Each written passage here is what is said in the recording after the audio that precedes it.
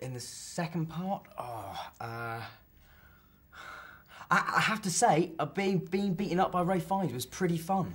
It wasn't always comfortable, but it was fun. I did quite enjoy. I enjoy scenes like that where I get slapped around a bit. It's quite fun. Yeah. So that was good. That was definitely a highlight. Being on the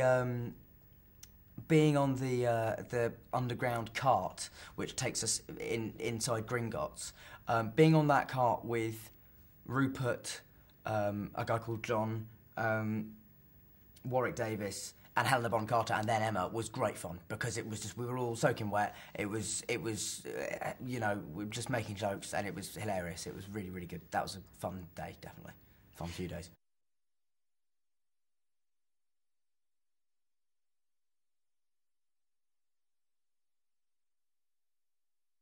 Weirdly enough, the most emotional shot of the film was probably the last one, which was not an emotional scene, but it was a scene where literally, it was a shot of me jumping into a fireplace at the end of the Ministry of Magic chase scene, and then after that, that was our last shot on the film, and so that was how we ended it. I think the other emotional scene in this film is the one that I've been most looking forward to as well, was the scene where I walk into the forest and suddenly I see my parents and Sirius and Lupin standing in front of me, and that was an emotional scene, also because Gary came back for it, and you know, and also because, you know, Adrian and Geraldine, who play my parents, are wonderful, and I'm in a way, personally, why I'm so sad they died is that I would have loved to act more with them.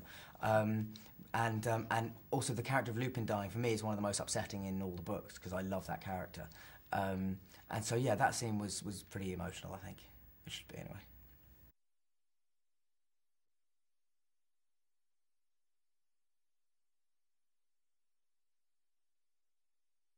Fight for your life, I suppose, would be one of the main themes. It's a battle to save Hogwarts. It's a battle to survive. It's a battle to see the next morning. That's kind of the thrust of most of the film, and also it has all the Harry Potter themes of, you know, friendship and all those things, and how tested that can be, and, you know, in this even more extreme situation, how much these 3, 4, 5, you know, the whole school relies on each other, and that's what I love about it. It's about communal spirit. And surviving.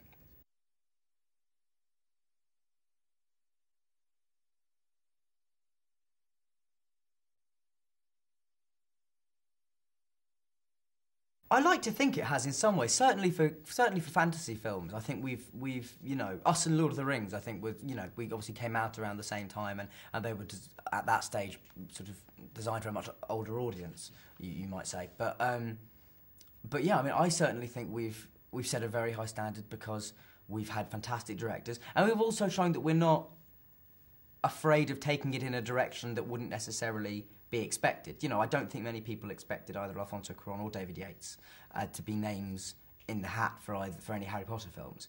But, you know, thanks to our producers, who have had the courage to say, you know, this guy could make an amazing Harry Potter movie, it's set us apart slightly from other fantasy films. I think we're really, really interesting. We have fantastic actors, and also, I mean, what sets Harry Potter apart from other entertainment is just the fan base. Ultimately, is so vast and so supportive that yeah, I mean, it's hard for other things to compare for it. But you know, but obviously now there's films like Twilight and the Narnia films that all came out, and, you know, and they're doing well as well, and brilliantly in Twilight's case. But I think Harry Potter manages to combine an innocence and an Englishness with an edge you rarely see in sort of supposedly children's films.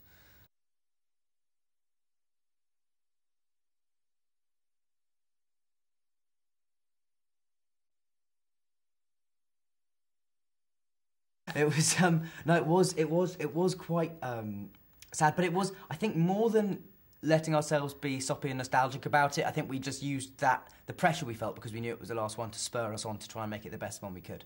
I think we channeled that energy into a more positive, sort of constructive frame of mind.